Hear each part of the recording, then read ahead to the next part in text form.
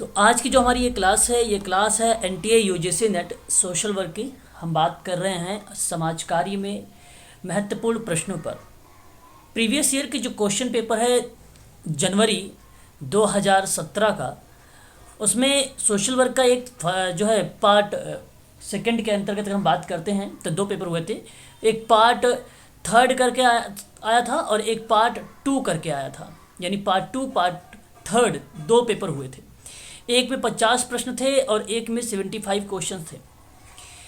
आज मैं आप लोगों से पार्ट 6 लेकर आ रहा हूँ। ये केवल जनवरी 2017 के प्रश्न पत्रों पर बात कर रहा हूँ। तो और ये क्वेश्चन नंबर जो है इस पेपर का जनवरी 2017 का 52 पेपर, क्वेश्चन नंबर 52 है।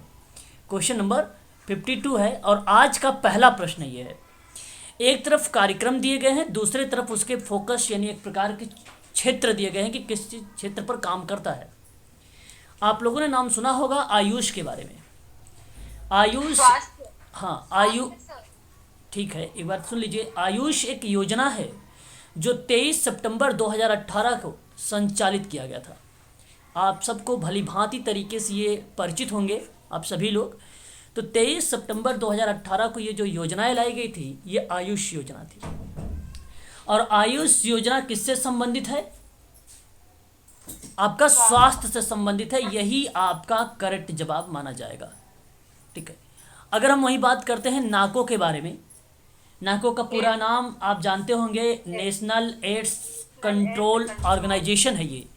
और जैसे ही आप समझ में आपको आता है कि नेशनल एड्स कंट्रोल, ठीक है, और ऑर्गेनाइजेशन की बात करते हैं तो आपके इसी नाको में ही एक शब्द छिपा है एड्स। तो आप सब भली भांति तरीके से परिचित हो चुके होंगे कि ये 1986 में लाया गया था और ये एड्स से संबंधित है। हाँ जी, सही बात है ना? Yes sir. हाँ। Yes sir. उसके बाद अगर हम सर क्या बात पता है? सर क्या बात पता है यार? ईयर 1986 बात करते हैं नीति के बारे में। नीति national institute for transforming India है ये। और आप भली भांति तरीके से इसको भी जानते हैं। 1 जनवरी 2015 को केंद्रीय मंत्रिमंडल, भारत सरकार का प्रमुख थिंक टैंक है ये नीति। और इसकी एक अहम भूमिका नियोजन के परिप्रेक्ष्य में थी। किसके परिप्रेक्ष्य में थी? नियोजन के परिप्रेक्ष्य में थी। एक है PMKVY, इसका पूरा नाम प्रधानमंत्री कौशल विकास योजना है।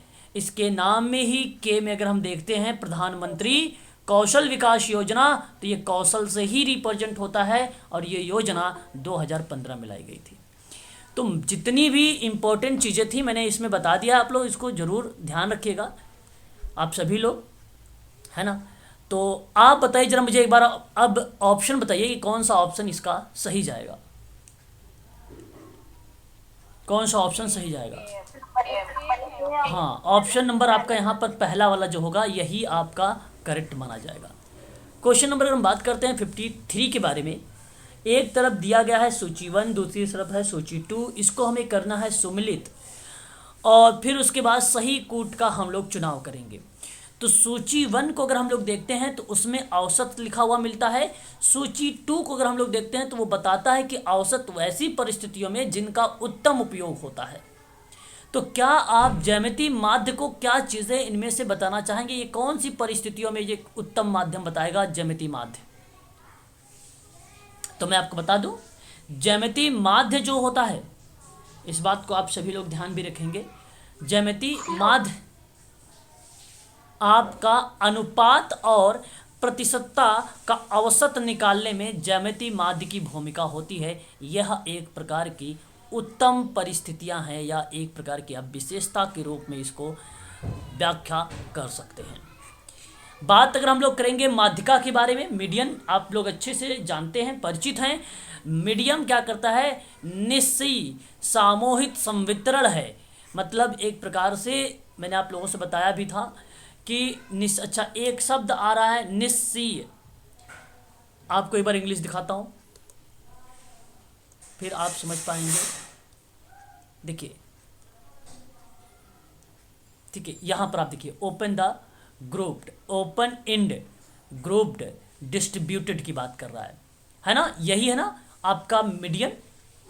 बताइए, कहने का मतलब आप, हाँ। तो यहाँ पे जो निश्चयी की बात की गई है, निकालने की बात, यानी इंडिस का मतलब बता रहा, वहाँ पे इंड का मतलब बता रहा, ओपन एंड का मतलब बता रहा है ये, ठीक है, निश्चयी।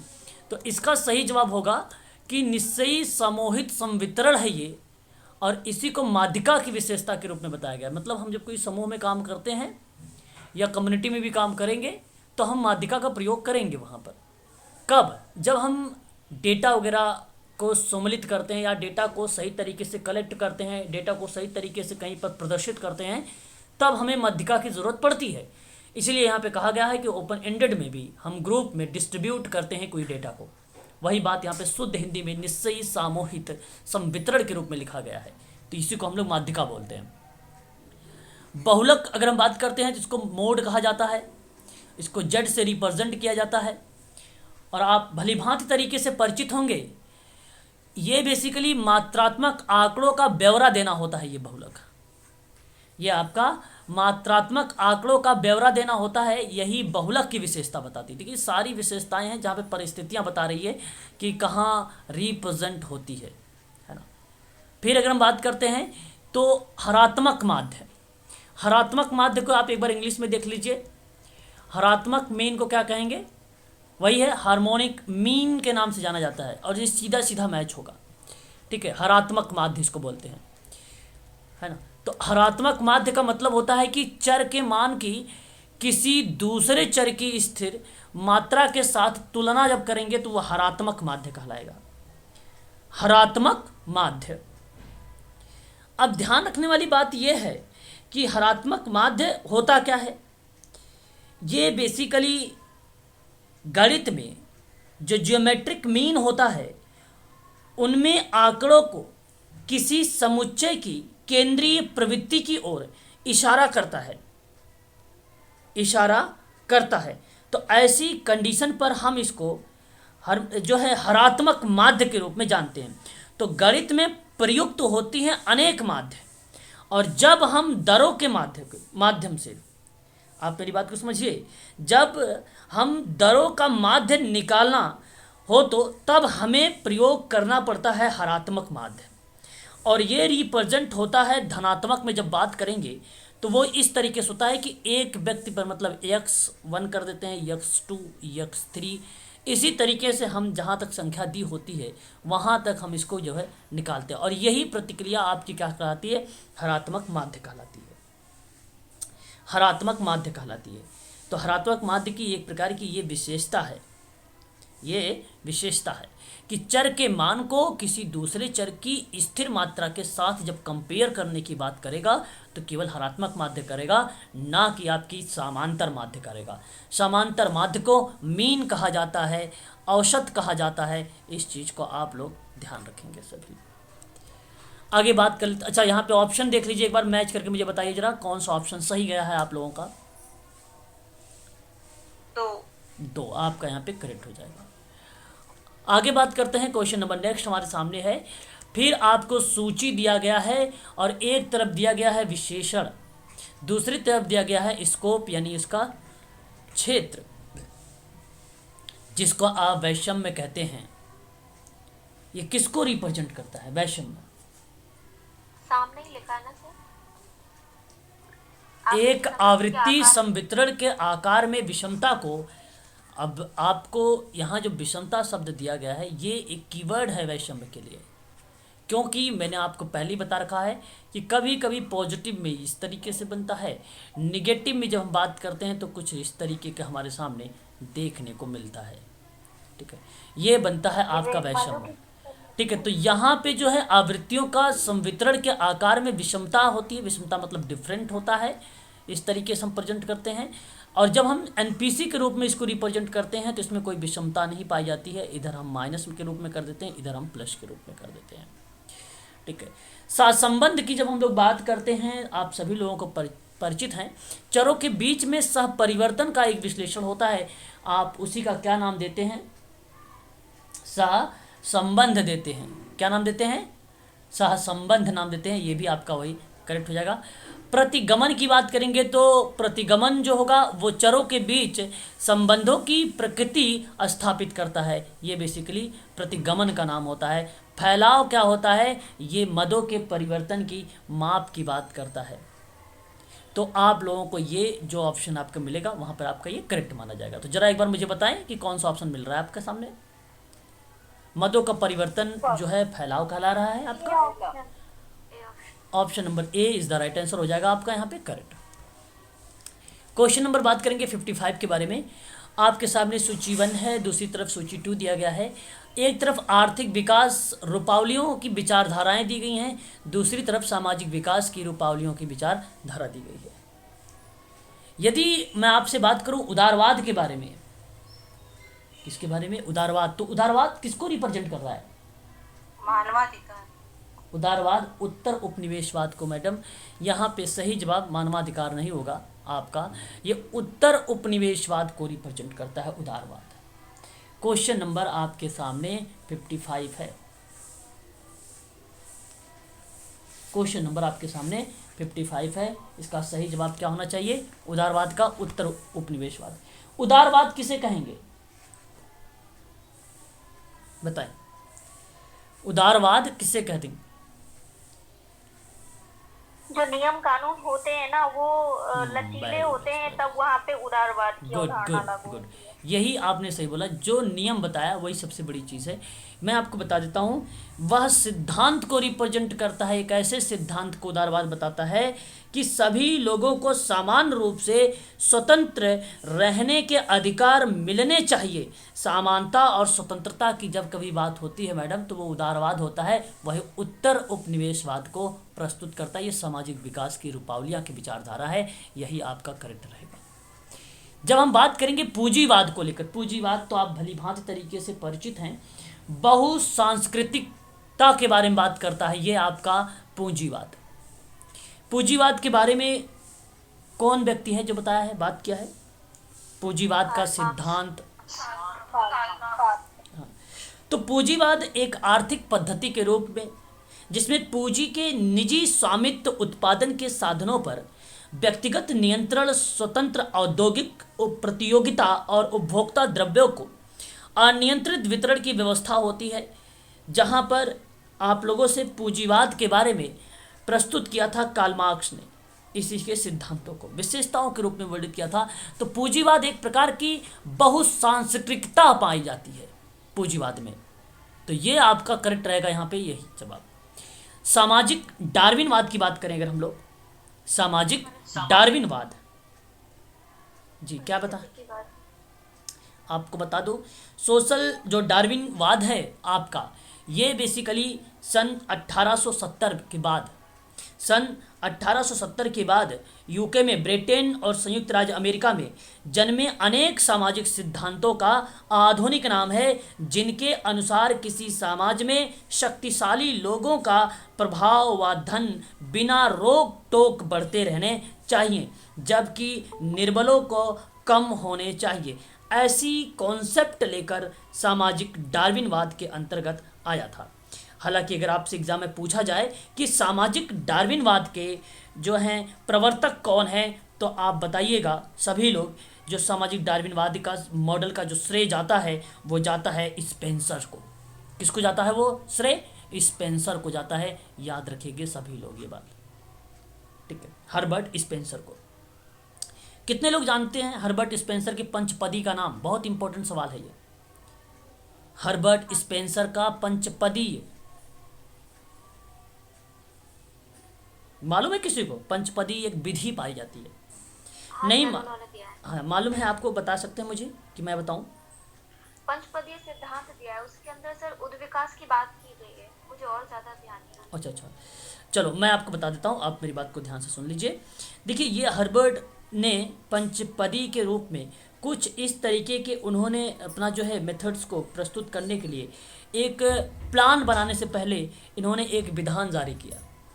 मैं आपसे बताऊं, सबसे पहले आप लोगों से जब हर्बर्ट स्पेंसर का साफ शब्दों में नाम लिख कर आता है हर्बर्ट स्पेंसर कि बताइए पंचपदी में निम्नलिखित में से कौन सा नहीं शामिल था, ऐसे साफ शब्दों में आता है। आपको बता दो, नंबर 1 आता है प्रस्तावना, नंबर 2 पे आता है विषय स्थापन, या आप विषय ही लिख ले वो भी आपका करेक्ट रहेगा। नंबर 3 पर आपका आता है तुलना यानी कंपेयर।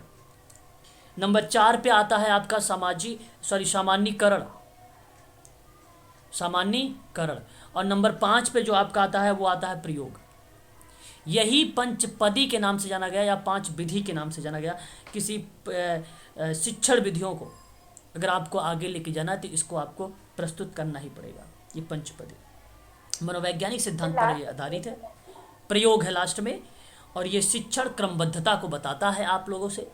यहाँ तक कि ये भी शिक्षण की जो समझ है उसके समझ पर ये बल देता है, और ये ज्ञान को जो है चिर अस्थायी बताता है, दीर्घकालिक के रूप में आता है। क्या? ज्ञान। ठीक है, इस चीज़ को आप सभी लोग ध्यान रखिएगा। हर्बर्ट स्पेंसर का ये बेसिकली पंचपदी के नाम से जाना वाला जो है एक्टिविटी है या एक विधि है, आप इसको ध्यान रखिएगा। आधुनिक शिक्षा प्रणाली के अंतर्गत 5 स्टेप या 5 थ्योरी के नाम से जानी जाती है यही हर्बर्ट स्पेंसर की पाठ योजना विधि। 5 स्टेप थ्योरी, 5 स्टेप थ्योरी किसने दिया है? हर्बर्ट स्पेंसर ने। हाँ, बात करेंगे ना आगे हम लोग। 9 उदारवाद में जानी जाती है ना जी, किसमें? आधुनिक शिक्षा बोला ना आपने। हाँ हाँ हाँ हाँ हाँ, आधुनिक शिक्षा प्रणाली के रूप में ये जानी जाती है।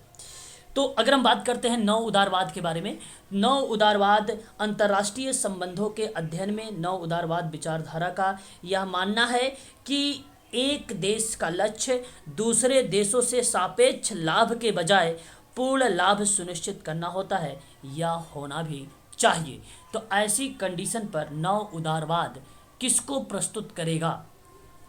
परिस्थिति की बात मानव मानवाधिकार आएगा सर। हाँ, 9 अगर हम बात करेंगे 9 उदारवाद में, देखिए सामाजिक डार्विनवाद किसको हमने लगाया नहीं था। सामाजिक डार्विनवाद किसको आएगा? परिस्थितिकी वाद आता है, और जो 9 उदारवाद आएगा वो मानवाधिकार आएगा। क्योंकि मैंने आपको पहले बता दिया ना कि ये बेसिकली एक देश के लक्ष्य दूसरे देशों के सापेक्ष लाभ के बजाय पूर्ण लाभ सुनिश्चित करना के बारे में बात करता है। तो इस हिसाब से देखा जाए इसका ऑप्शन कौन सा सही गया है? पहला करेक्ट जवाब हो जाएगा आपका। Option number A is the right answer हो जाएगा। ठीक है, आगे बढ़िए। क्वेश्चन नंबर नेक्स्ट लीजिए। क्षेत्र एक तरफ है, एक तरफ संबंधित मुद्दे आपके सामने है। कह रहा है कि संगठन कार्य जनता की योजना किससे संबंधित होनी चाहिए?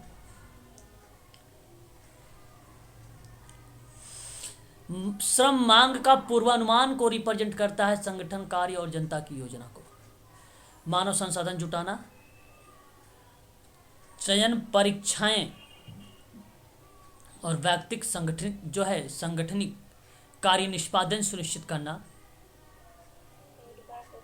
ये क्या बताएगा? फीडबैक। कर्मचारियों को फीडबैक ना ना ना, नहीं सर, ये तो पुरस्कृत हो जाएगा। हाँ, ये आपका बताएगा कार्य, हाँ प्रशिक्षण प्रविधियां बताएगा। और ये कर्मचारियों का पुरस्कृत करना, तो कर्मचारियों का पुरस्कृत तब होगा भाई जब कर्मचारियों का फीडबैक देना होगा। तो यह आपकी ये ऑप्शन सही हो जाएगा, है ना। तो आप देख लीजिए ऑप्शन में कहाँ पे लिखा हुआ, पहला का 1 दूसरे का बी, पहले का 1 दूसरे का बी, पहले का 1। सर ये दूसरे का मानव संसाधन जुटाना सर चयन परीक्षा में भर्ती आता है सर मानव संसाधन? बिल्कुल आएगा, मानव संसाधन जुटाना। ठीक है, पिछली बार तो मानव संसाधन जुटाना, चयन परीक्षाएं, क्या करें बोलिए आप। देखिए मानव संसाधन जुटाना, आपको बता दूं, यह एक ऐसी एक्टिविटी है जहां पे लघु उद्योग को विभिन्न निर्णय लेना और विभिन्न गतिविधियों को करने के लिए योजनाएं बनाने की आवश्यकता होती है। और योजनाएं किसी भी प्रकार के उद्यम के लिए बुनियादी होती है, चाहे वह बड़े, मध्यम व छोटे ही क्यों ना हो। तो चयन परीक्षा ही क्यों ना हो, ये उसी के संबंध में मुद्दे आपके सामने आएंगे। ठीक है, जनशक्ति योजना के अर्थ के रूप में भी समझ सकते हो आप। जी बताएं। ये मानव संसाधन जुटाना में अगर प्रशिक्षण प्रविधियां आप देखें जरा, तो ये नहीं लग रहा था? प्रशिक्षण प्रविधियां तो ये मानव संसाधन जुटाना थोड़ी होता है, ये तो एक सोशल वर्कर या कोई क्लाइंट या कोई काउंसलर ऐसी एक्टिविटी करता है। तो कहीं जब आप किसी काम को लेकर, चाहे case work, group work, community work में जब आप कोई काम करते हैं निश्चित, तब आपको लगेगा कि भाई प्रशिक्षण देना चाहिए, उसके लिए मेथड्स लगाने चाहिए, हर्बर्ट लगा दीजिए या प्ले वे स्टेज लगा दीजिए सिचुएशन देख के। तो आपने संसाधन नहीं जुटाया, संसाधन उसको नहीं कहते हैं हम लोग। आप संसाधन, जैसे अगर मैंने आपसे बोला पेन है वो आपने प्रोवाइड करा दिया, कॉपी है कॉपी प्रोवाइड करा दिया, फ्लैश कार्ड है फ्लैश कार्ड प्रोवाइड करा दिया आपने, है ना।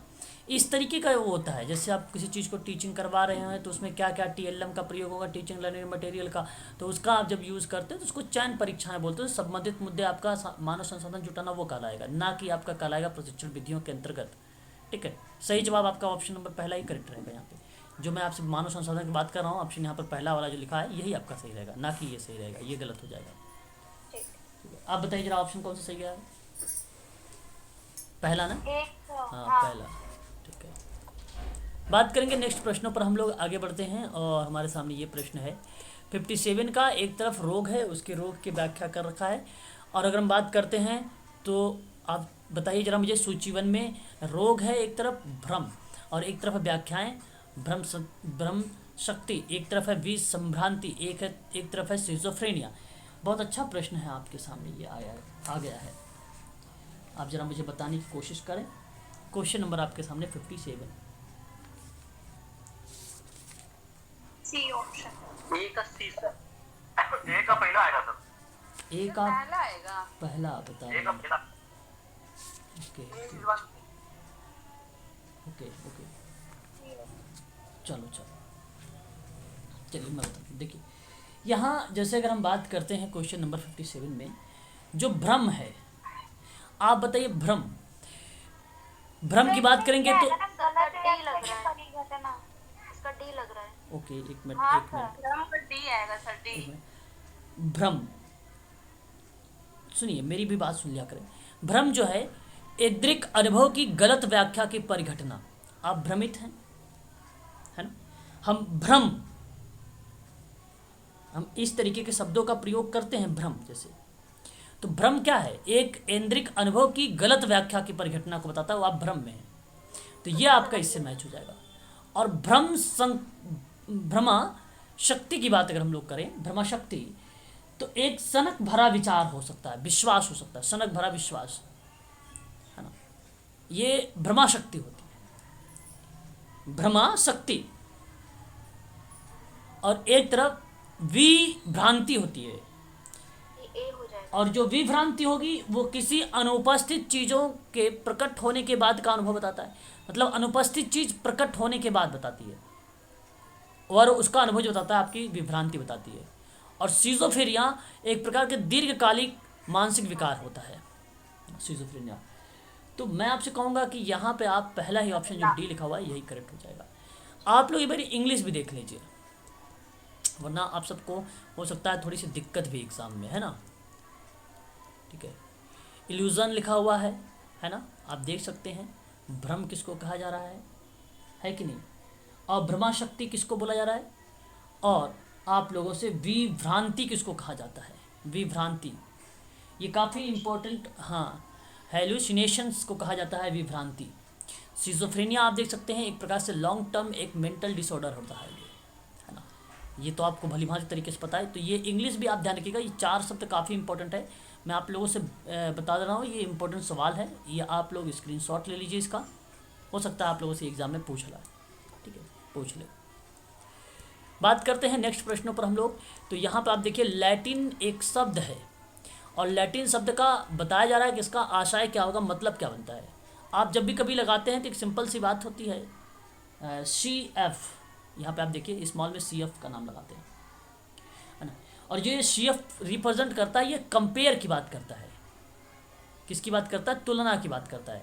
जब आप कभी कोई चीज़ लिखते हैं तो ऐसे दौरान पर आप एग्जाम्पल इस तरीके से भी बना सकते हैं, इस तरीके से भी आप लिख देते हैं, तो वो एग्जाम्पल के रूप में हम लोग जानते हैं कि भाई ये उदाहरण लिखा हुआ है। तो ये बेसिकली किसको रिप्रेजेंट करेगा? ये E और G जो है उदाहरण के रिप्रेजेंट होता है। आपको बता दो, ये VIZ एक शब्द है आपके सामने, VIZ एक शब्द है, ये नामांशन को रिप्रेजेंट करता है, VIZ, है ना। सर दिखाया गया में आएगा ना, नहीं, विजुअल के लिए नहीं आएगा। नहीं, ये एक प्रकार का नामांशन होता है। देखते हैं जरा एक बार। यानी इसका मतलब होता है जैसे हम कोई चीज़ को रिप्रेजेंट करते हैं, यानी, या आप ये कह लीजिए कि नेमली, नेमली एक प्रकार से यहाँ पे जो इसका बताया जा रहा है, इसकी मीनिंग जो बताई जा रही है ना, उसका मीनिंग बताया जा रहा है नेमली को। ठीक है, ये आपका, यही आपका करेक्ट जवाब रहेगा। ठीक है, इसका जो है यही आपका करेक्ट जवाब माना जाएगा। नेमली इसको यूज किया जाता है, दैट इज़ टू से, इसको बोल सकते हैं आप लोग।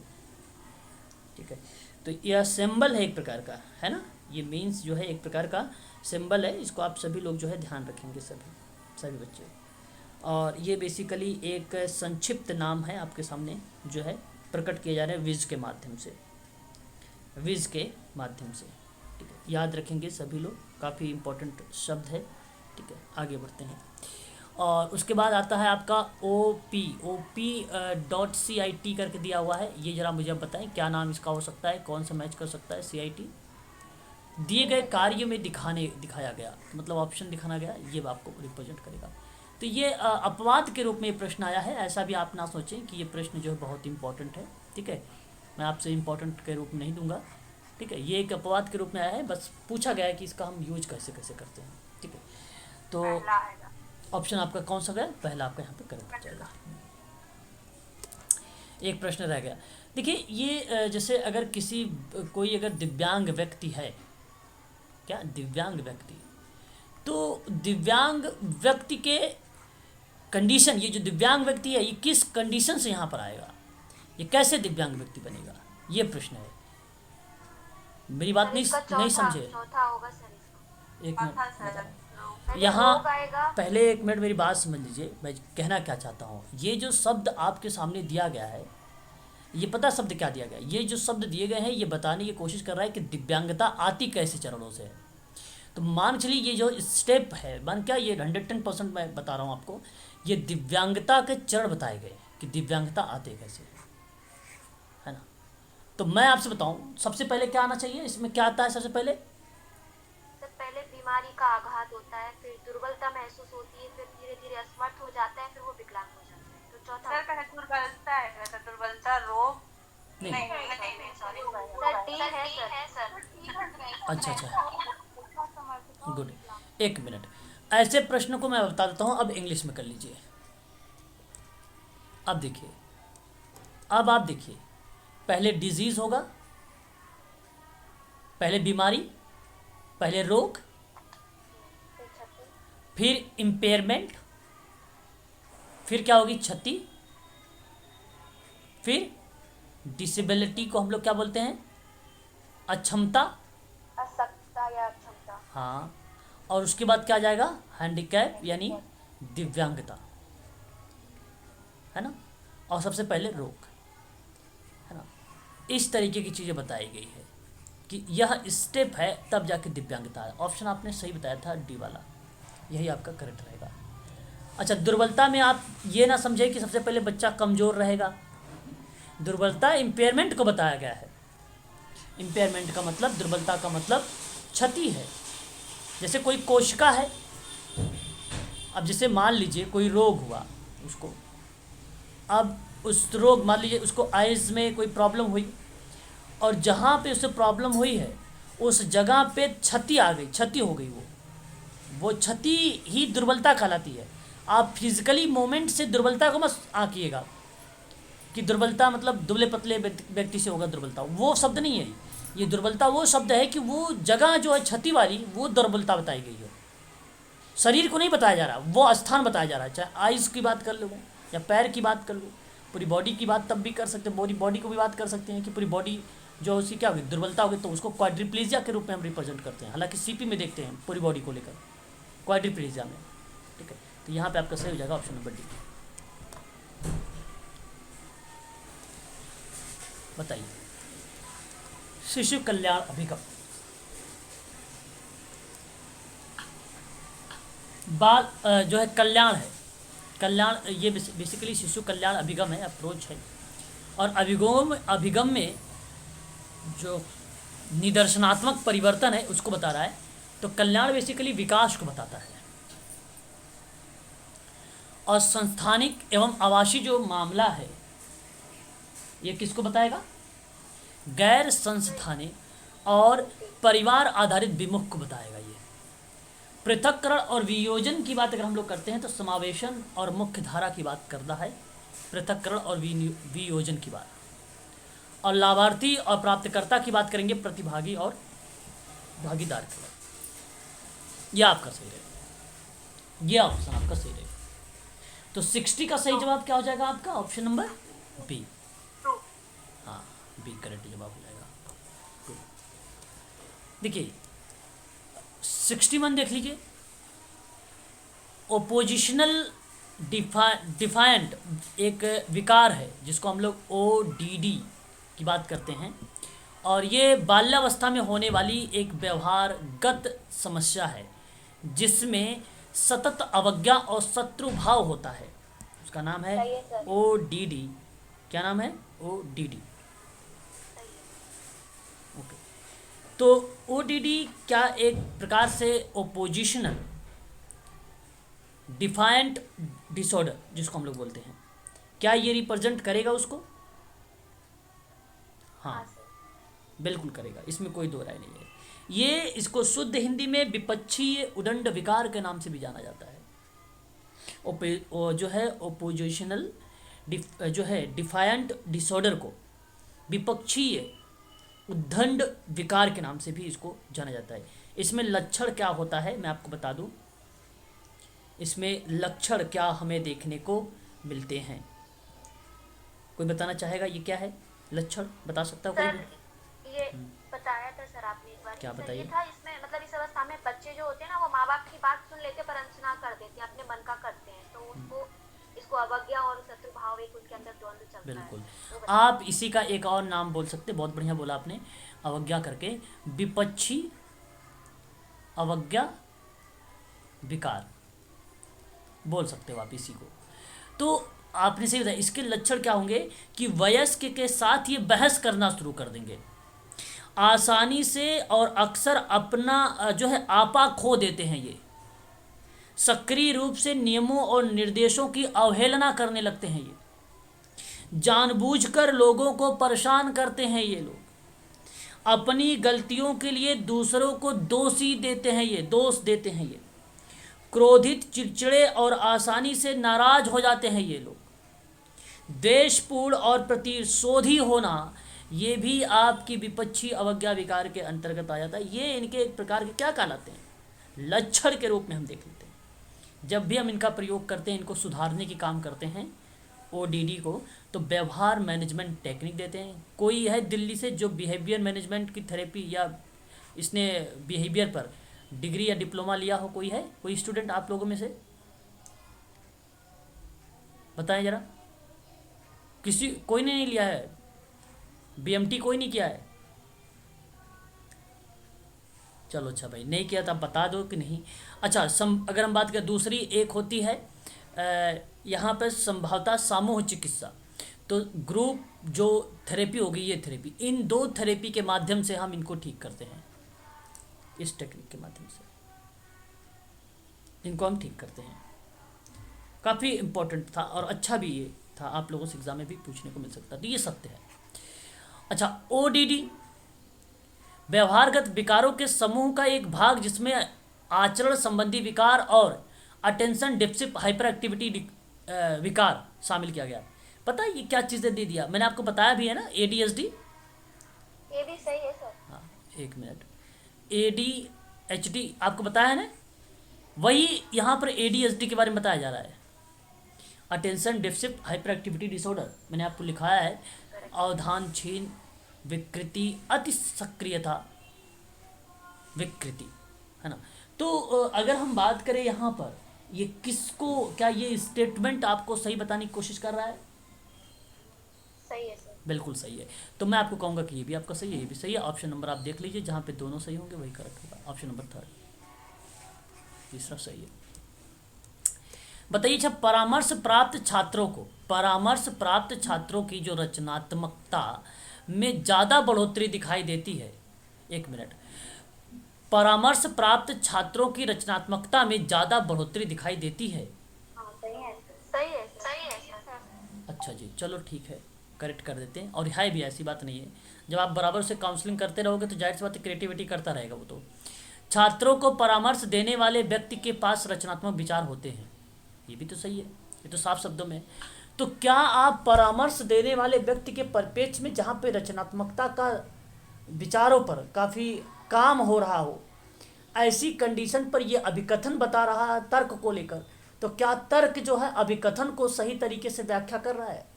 कर रहा है सर। हाँ, कर रहा है सर। कर रहा है। इसलिए आपका ऑप्शन नंबर बी ही करेक्ट जवाब हो जाएगा, है ना, बी करेक्ट जवाब हो जाएगा। एक बार जरा मुझे बता दीजिए आप लोग, कोई बैकग्राउंड आवाज़ आप सबके पास नहीं जा रही ना? नहीं। ठीक। बात करेंगे क्वेश्चन नंबर 63 के बारे में।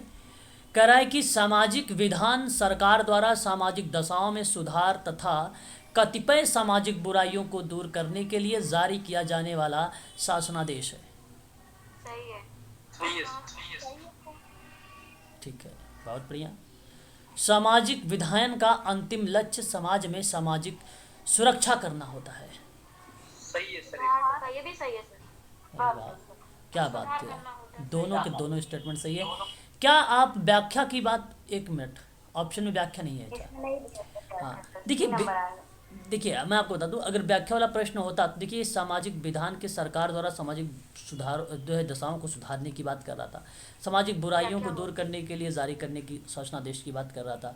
और यहाँ पे कहा कि सामाजिक विधान का ये अंतिम लक्ष्य है सामाजिक सुधार करना, सामाजिक सुधार करना ये अंतिम लक्ष्य है, ये बात तो ठीक है। और अंतिम लक्ष्य अगर है तो यहाँ पे ये सूत्र बताए गए, तो ये व्याख्या थी, परंतु यहाँ पे व्याख्या वाला प्रश्न नहीं था, इसलिए ऑप्शन नंबर कौन सा सही आएगा आपका? थर्ड, यस सी। बात करेंगे 64 कि सामाजिक रूप से जो वंचित समूह है, आप तो वंचित समूह जान ही रहे होंगे, वंचित समूह के आर्थिक वृद्धि के सामान्य प्रक्रिया में लाभान्वित होने की संभावना होती है। क्या सही है? क्या सामाजिक रूप से वंचित समूह के, सामाजिक रूप से बात करिए, वंचित समूह के आर्थिक वृद्धि की सामान्य प्रतिक्रिया में लाभान्वित होने की संभावनाएं होती हैं? नहीं सर, गलत है।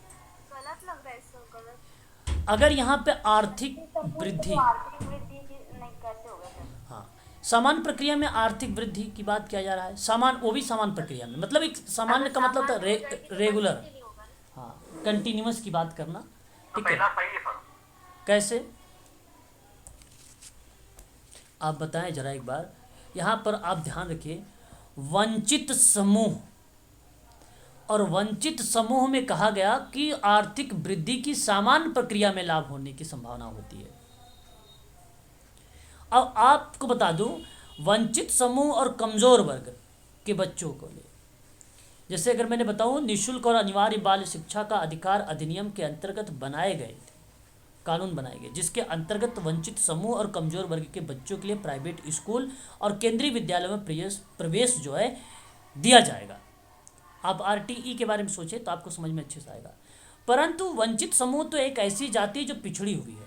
पिछड़े होने से मतलब ये हुआ कि ऐसी जाति जो आर्थिक रूप से, ऐसी जाति जो आर्थिक रूप से और सामाजिक रूप से बहुत ही पिछड़े और निचले स्तर पर हैं।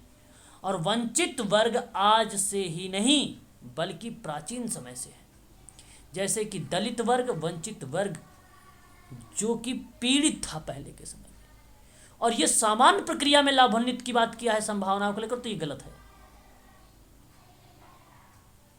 एक योजना के माध्यम से आप बोलते तो मैं सही मान जाता सर, सामान्य प्रक्रिया के रूप में बोल रहे हो तो ये आप गलत बोल रहे हैं। आपका ऑप्शन यहाँ पे पहला वाला गलत है। सामाजिक रूप से जो वंचित समूह है उसके पास अन्य निर्धनों की तुलना में विविध प्रकार के संसाधन होते हैं। अगर संसाधन होता, दोनों कथन गलत है। हाँ, दोनों के दोनों गलत है।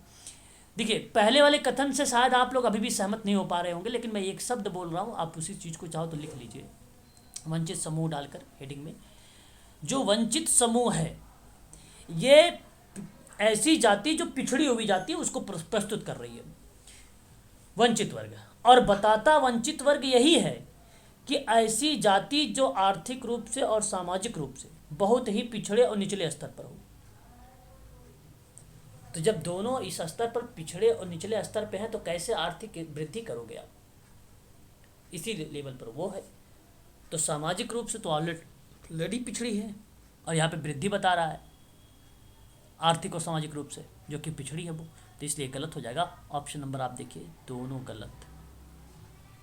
Option D. बताइए जरा, कमजोर नागरिक समाज राजसत्ता के प्रतिभार के रूप में अप्रभावी होता है, क्या सही है ये बात? नहीं। अच्छा, और कोई बताना चाहेगा? गलत है। देखिए, जो नागरिक समाज सरकार द्वारा समर्पित संरचना और बाजार के वाणिज्य संस्थानों में बिल्कुल अलग क्रियात्मक समाज के आधार को रूप देने वाले स्वैच्छिक नागरिक सामाजिक संगठनों और संस्थानों का समग्रता से बनाया जाता है। हाँ सही तो है सर। मेरा कहने का तात्पर्य यहाँ पे अगर मैं आप लोगों से बात करूँ, जो कमजोर नागर समाज या नागरिक समाज राजसत्ता के प्रतिभार के रूप में अप्रभावी होता है, तो मैं आपसे कहूँगा कि इस स्टेटमेंट को आप सही लगाने की कोशिश करें। कमजोर नागरिक समाज राजसत्ता। हाँ सर, सेंस तो वही निकला सर। सही कह रहे हैं, सही हो। तो ये एक प्रकार से जो नागरिक समाज के बारे में करने की कोशिश की जा रहा है, ये सही है। भारत सरकार द्वारा समर्पित संरचना जो राज्य की राजनीतिक प्रणालियों का लिहाज किए बिना और बाजार और वाणिज्य संस्थाओं से बिल्कुल अलग क्रियात्मक समाज के आधार को रूप देने वाले स्वैच्छिक नागरिक और सामाजिक संगठनों और संस्थानों की समग्रता से बना है, उसे ही हम लोग नागरिक समाज के रूप में जानते हैं। तो नागरिक समाज की ये स्टेटमेंट आपकी सिविल सोसाइटी के रूप में तृतीय क्षेत्र में देखने को मिलता है, और यह स्टेटमेंट आपका सही है। यह स्टेटमेंट सही है, सिविल सोसाइटी के नाम से जाना जाता है, यह आपका करेक्ट है। फिर कहता है कि अपर्याप्त जनभागीदारी और सरकार की पारदर्शिता और जवाबदेही नागरिक समाजों का सशक्त बनाता है। नहीं, ये तो गलत। जब अपर्याप्त भागीदारी होगी, सरकार की पारदर्शिता होगी, जवाबदेही नागरिक समाज का होगा, तो सशक्त समाज कैसे बन सकता है? यहाँ पर पहले ही आपको गलत बता दिया था, इसलिए गलत हो जाएगा। ऑप्शन नंबर पहला सही हो जाएगा। 66 की बात करेंगे। सामाजिक संरक्षण एक प्रमुख सामाजिक विकास नीति के रूप में उभर रहा है, जिसमें सामाजिक सुरक्षा और गरीबी उपशमन पर ध्यान केंद्रित किया जाता है। सही है, सही है। ये स्टेटमेंट सही है, तो चलिए आप सही कर लीजिए। और फिर कह रहा है, जनता की भेद्यता में अनुमानित बढ़ोतरी के लिए एक संभावित दृष्टिकोण सामाजिक संरक्षण में सुधार नहीं ला सकता। यह आपके सामने तर्क। क्या कहना चाहेंगे आप इसको, कि जो जनता की भेद्यता में अनुमानित बढ़ोतरी के लिए एक संवित दृष्टिकोण सामाजिक संरक्षण में सुधार नहीं ला सकता है। गलत है सर। गलत है। ला सकता है ना? ला सकता है। अनुमानित अगर बढ़ोतरी कोई भी चीज़ होगी या किसी पर आप काम करने की कोशिश करेंगे, तो जाहिर सी बात है डेवलप होने की चांसेस नहीं होते। भेद्यता क्या होगा? जनता की भेद्यता। जनता की भेद्यता में अनुमानित बढ़ोतरी है ना। जनता की, देखिए ध्यान सुनिए, जनता की भेद्यता में अनुमानित बढ़ोतरी। क्या कोई बताने की कोशिश करेगा मुझे, ये भेद्यता किस चीज को बता रहा है? मतलब सर, उनकी शक्ति सशक्ति, उनको एक तरफ से एम्पावर करने की बात होती है भेद्यता। Okay okay. सर भेदभाव की बात कर रहा है। भेद्यता मीन्स दोनों में तो भेदता का मतलब ये होता है डिफरेंस दोनों में। हाँ जनता की जो समस्या है, उनको उनकी भेद करने की जो क्षमता है सर, देखो मैं उसमें बताता अनुमति की बात कर रहा है सर वो। ठीक देखो मैं बताता हूँ। ये जो मैडम भेद्यता शब्द को बताने की कोशिश की जा रही है यहाँ पे, जनता की भेद्यता में किसी समुदाय व्यवस्था या संपत्ति की वह परिस्थितियां है।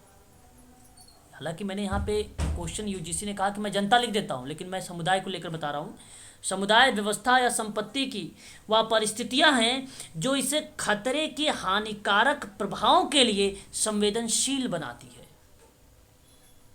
तो जो जनता की भेद्यता है, उस भेद्यता में अनुमानित बढ़ोतरी के लिए संभावित दृष्टिकोण सामाजिक संरक्षण में सुधार नहीं ला सकती है, और बिल्कुल ला सकती है।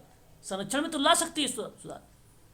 मैंने कहा ना, व्यवस्था, संपत्ति, परिस्थितियां सीधे सीधा वातावरण को रिप्रेजेंट करती है, सामाजिक संरक्षण को रिप्रेजेंट करती है, और उनमें जो भी खतरे के हानिकारक प्रभाव हैं उनके लिए संवेदनशील उन्हें बनाती है वैधता। और यही आपका मैडम सही जवाब हो जाएगा। ऑप्शन नंबर आपका पहला सही है, दूसरा गलत है। Third option. तो ऑप्शन आपका थर्ड बन जाएगा।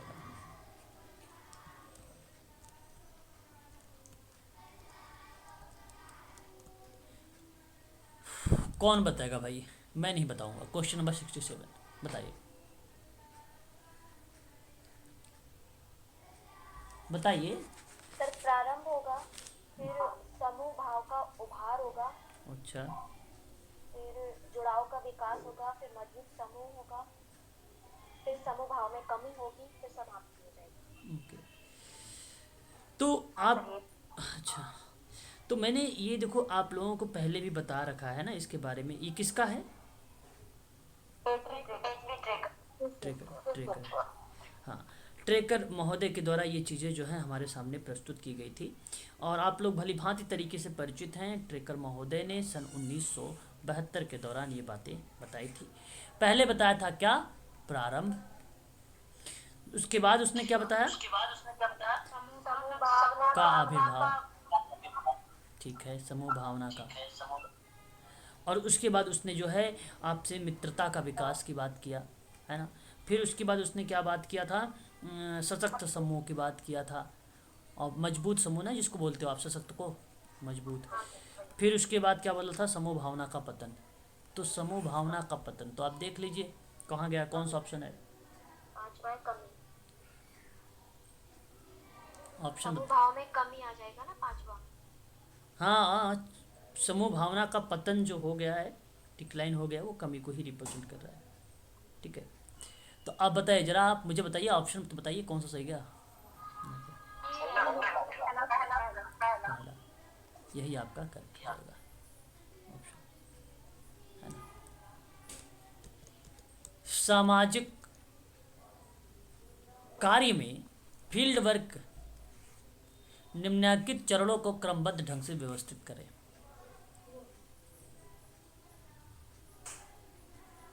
बताएं, बताएं। परिस्थिति निर्धारण होगा, फिर अन्वेषण।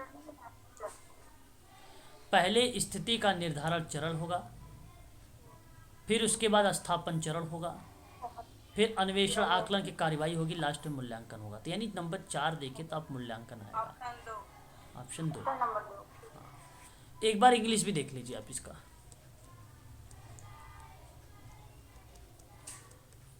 देखिए ऑप्शन नंबर यहाँ पे 2 लगाया गया है। ओरिएंटेशन फेस, जिसको हम अनुकूलन दौरा बोलते हैं। हमने काफ़ी शायद एक प्रश्न को लेकर काफ़ी ज़्यादा कंफ्यूज थे। एक प्रश्न शायद मैंने उसको बताया भी नहीं था आप लोगों से। प्लेसमेंट और फील्ड वर्क। फिर देखिए यहाँ पर प्लेसमेंट आ रहा है। प्लेसमेंट को हम लोग यहाँ पे शुद्ध हिंदी में क्या बताया गया है? क्या लिखा था? स्थिति कुछ लिखा था ना? हाँ, और फिर उसके बाद आपका लिखा हुआ है एक प्रकार से एक्सप्लोरेशन, असेसमेंट, एक्शन फेसेस की बात कर रहा है, यानी एक प्रकार का असेसमेंट की बात कर रहा है, आकलन की बात कर रहा है। और फिर उसके बाद आपसे क्या बात कर रहा है? मूल्यांकन की। यही आपका सही हो जाएगा। ऑप्शन नंबर आपका ये अप्लाइड प्रश्न है यूनिट नंबर 9 से। ठीक है, तो ये प्रश्न आप लोगों से देखने को मिलेंगे, है ना, ऐसे प्रश्न।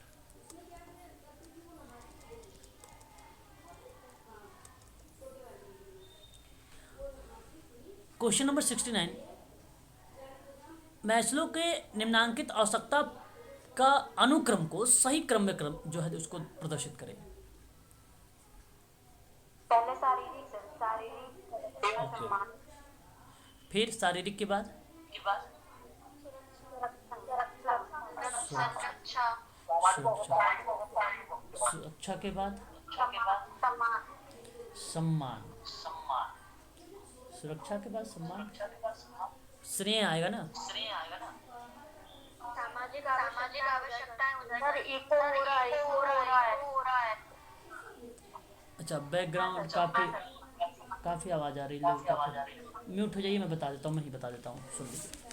देखिए, मैस्लो का जो आवश्यकता का पदानुक्रम का सिद्धांत है, ये अब्राहम मैस्लो द्वारा प्रतिपादित किया गया और इसने मानव की आवश्यकताओं के कई स्तर बताए थे, जो पिरामिड के माध्यम से बताए थे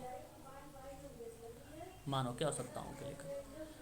पहला उन्होंने बोला था शारीरिक आवश्यकताएं, दूसरा उन्होंने बोला था सुरक्षा की आवश्यकताएं, तीसरा उन्होंने बताया था स्नेह, है ना, स्नेह, और जो चौथा बताया था उन्होंने बोला था आत्म सम्मान की, और पांचवा बताया था आत्म सिद्धि का।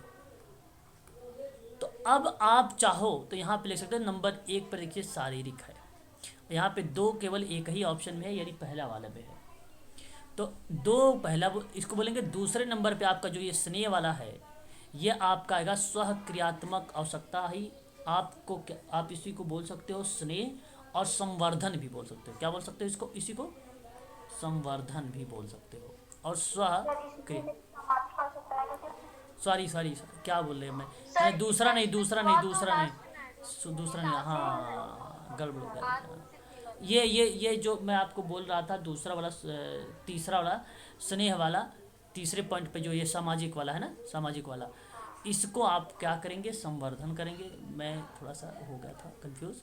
और दूसरी बात करेंगे हम लोग यहाँ पे किसको, क्या बोल रहा था, हाँ यही संवर्धन होगा, स्नेह होगा, सम्मान हो जाएगा उसके बाद। हाँ उसके बाद सम्मान हो जाएगा, उसके बाद लास्ट में आत्म सिद्धि हो जाएगा। स्व की क्रियाएं सबसे लास्ट। हाँ ये देखिए आप आ जाएगी नंबर पे का पहला।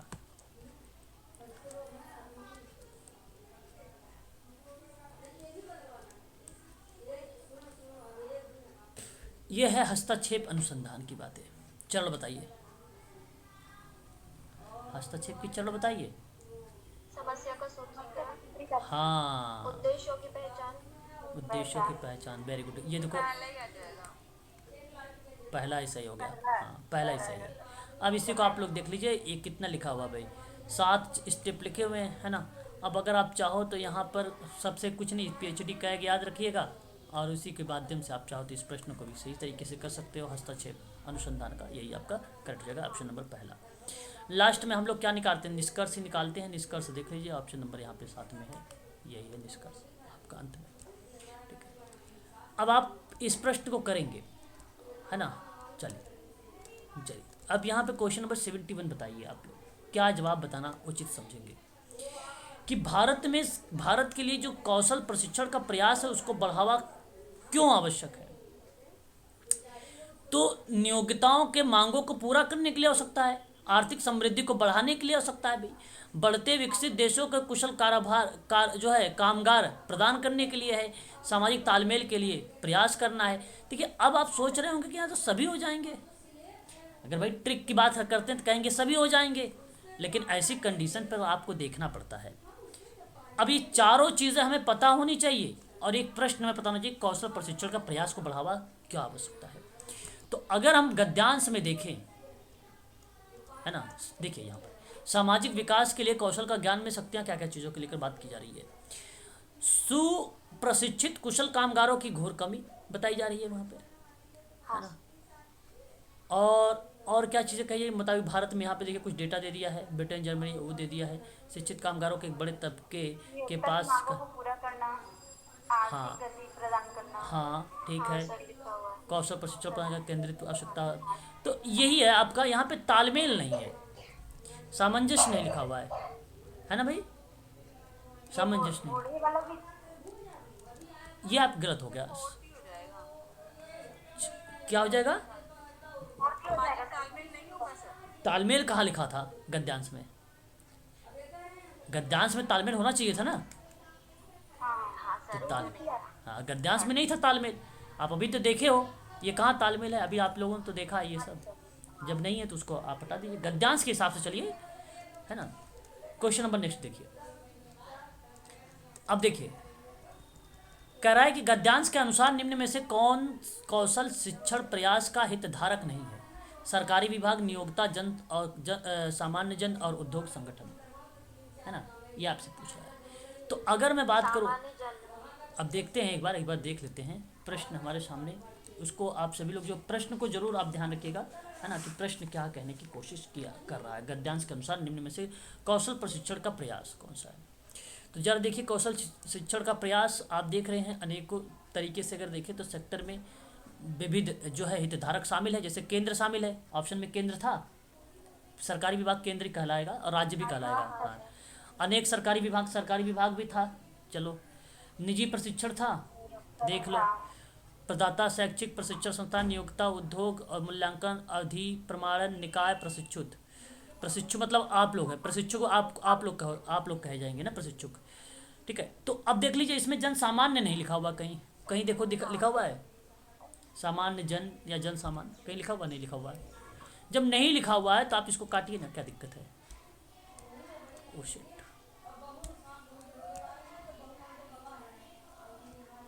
ऑप्शन बताइए जरा। बी, हाँ सर, तो भारत दुनिया का सबसे युवा देशों में से एक क्यों है। अब आप बताइएगा जरा। आधी से ज़्यादा आबादी 25% से कम आयु की है, इसलिए है। क्यों? क्योंकि युवा आबादी के पास कोई कौशल नहीं है। भारत में युवा आबादी बेरोजगार है। भारत की युवा आबादी जो है सही सूढ़ नहीं है। एक ही होगा ना। तो अगर हम यहाँ पे थोड़ा सा अगर देख लेते हैं गद्यांश पे, तो थोड़ा स्पष्टीकरण हो जाता है ना, हमें स्पष्टीकरण हो जाएगा। स्पष्टीकरण करने के लिए हम गद्यांश देखते हैं। तो अगर हम देखें, प्रश्न आपसे क्या बोल रहा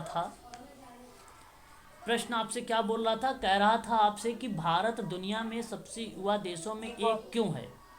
क्योंकि आधी से ज़्यादा आबादी 25 वर्ष से कम आयु की है। आधी से ज़्यादा आबादी जो है 25 वर्ष से कम उम्र की है। देखिए, भारत दुनिया का सबसे युवा देश में से एक है, जिसकी कुल आबादी 54% है। अब 54% है तो देखो 25 आधा हुआ, 25 वर्ष से कम उम्र का है। अच्छा देखो, अब ये मत कहना कि भाई जब 25 का तो ये आधा, 54 का आधा तो कितना होना है, 26 होगा ना, सर कि ये लिखा 27 होगा। 25 वर्ष से कम उम्र का 62%। कहाँ? ये नेक्स्ट में क्या लिखा है आपने? हाँ सर, 25 वर्ष से लिखा है, वैसे तो इसका है आबादी को। अरे इधर कहाँ भाग रहे हो अभी, ये और मत जाइए ना, और क्यों जा रहे हो अभी। यहीं पे युवा के बारे में पूछा तो युवा तक सीमित रहो, कहाँ से कहाँ चल जाते हो। तो देखो यहाँ पे अगर हम बात करें, ये देखो 54 का आपका आधा करेंगे 27 होगा, है ना। तो इसके आसपास में 25 दिया है, तो बहुत बच्चे कहेंगे यार 25 नहीं, 25 काट दे भाई। अगर इसके आसपास मिल रहा है, आधी आबादी है, तो ठीक है, इसको ये करेक्ट है, फिर गलत नहीं है, ये करेक्ट है ये। तो उसके उम्र के हैं कम आयु का लिखा हुआ है ना। तो क्या कुछ अलग मैडम, वही तो है कम आयु का ही तो। वही क्वेश्चन में जो पूछा है वही बता रहे हैं। हाँ, प्रश्न जो कहे, गद्यांश तो इसीलिए होता है ना। निम्न में से बताइए, राष्ट्र का अधिकतम कामगारों और औपचारिक कौशल प्रशिक्षण प्राप्त है। अब प्रश्न आपके सामने है भाई, ब्रिटेन, अमेरिका, जर्मनी, ये सारा। अभी आप लोगों ने ऊपर देखा था, मैंने आपको भारत में सिर्फ 2.3% लिखा हुआ था, आई थिंक। देखते हैं एक बार क्या लिखा था। ये देखो लिखा है, अनुमान मुताबिक भारत में सिर्फ 2.3 कामगारों को ही औपचारिक कौशल प्रशिक्षण प्राप्त है, जबकि ब्रिटेन में, जर्मनी में, अमेरिका में, जापान में, दक्षिण कोरिया में। अब प्रश्न आपके सामने क्या था कि निम्न में आपको बताना कि राष्ट्र में अधिकतम कामगारों को औपचारिक कौशल प्रशिक्षण प्राप्त है कहाँ। कोरिया हो जाएगा। 96%। तो आप देख रहे हो लिखा हुआ है ना। हाँ बस यही आपको प्रश्न पूछा गया था, है ना। लगा दीजिए, दक्षिण कोरिया कहाँ है, ये रहा। स्किल इंडिया का उद्देश्य बताइए जरा। अब स्किल इंडिया को हितधारक देख सकते हैं, मिशन मोड, विद्यमान कौशल और जन भागीदारी का प्रयास। तो अगर हम गद्यांश में देखें, कहाँ गद्यांश में, यहाँ पे देखिए सबसे नीचे लिखा था ना, यहाँ पे कहाँ गया, स्किल इंडिया, ये रहा। हाँ, अब यहाँ पे देखिए मोड वाला है एक भाई, मोड वाला है ना, तो आप मोड को तो करेक्ट मान लीजिएगा भाई, है ना। क्योंकि हाँ, अच्छा, हितधारक का समन्वय भी देखो है कहीं ऑप्शन में, कहाँ है, समन्वय और कौशल संबंधी। अच्छा ये रहा, हितधारक को कार्यों का समन्वय करना होगा। लक्ष्य तो यही दिखा रहा है यहाँ पे। नहीं सर, ये नीचे पड़ी है। अच्छा नीचे भी देखो, यहाँ पे भी देखा ना, स्किल इंडिया लक्ष्य प्राप्त करने के लिए इन सभी हितधारकों में अपने कार्यों को समन्वय करना होगा। तो समन्वय यहाँ पे इसका मतलब ये भी है, ये भी दोनों सही है, इसका मतलब नहीं है, ये भी सही है। ठीक है, और देख लीजिए क्या है, समन्वय हो गया आपका, हितधारक हो गया, मिशन मोड हो गया, विद्यमान कौशल देख लीजिए है, ये देखो विद्यमान कौशल भी हो गया। अब क्या लिखा था उसमें, जन भागीदारी का प्रयास भी लिखा था, बस इतना ही, जन भागीदारी का प्रयास लिखा ही नहीं है, कहीं लिखा है क्या जन भागीदारी? यहाँ पे देखो राष्ट्रीय कौशल विकास मिशन आ गया, तो ये प्रश्न दूसरा बन जाएगा, आगे बनेगा, बस यहीं तक सीमित है, यहाँ तक। अब इसके बीच में नहीं लिखा हुआ है कहीं जन भागीदारी, कहीं लिखा है जन भागीदारी? जब नहीं लिखा है तो आप उसको मत काटिएगा। अब देख लीजिए ऑप्शन में जरा जन भागीदारी को दिया हो तो आप इसको काट दीजिए, है ना। बाकी आप लिखो समन्वय था, वो था, मिशन मोड था और कौशल विद्यमान था, ये सही हो जाएगा, आपका ये गलत हो जाएगा। ए बी सी आपका सही, ऑप्शन नंबर सी। तो ऐसे प्रश्न आप लोगों को इस तरीके से करना पड़ेगा, प्रश्न को पढ़ना है, ऑप्शन को भी पढ़ना है, फिर उसके बाद गद्यांश, जो गद्यांश में लिखा रहेगा उसी हिसाब से चलना है। क्योंकि गद्यांश का मतलब क्या होता है, गद्यांश का मतलब यहाँ पे यही है कि जो मैं आपको दे रहा हूँ मैं वही से प्रश्न पूछ रहा हूँ। वैसे देखा जाए तो जन भागीदारी के लिए प्रयास भी करना चाहिए, जब गद्यांश में नहीं है, एक फैक्ट के रूप में आ रहा है, इसके लिए इंडिया पूछा जा रहा है, तो मैं क्यों लगाऊं उसको। ठीक है, तो आज के लिए बस इतना ही। अभी आप लोगों के 8 बजे क्लास चलेगी। ठीक है, चलिए, चलिए, ओके।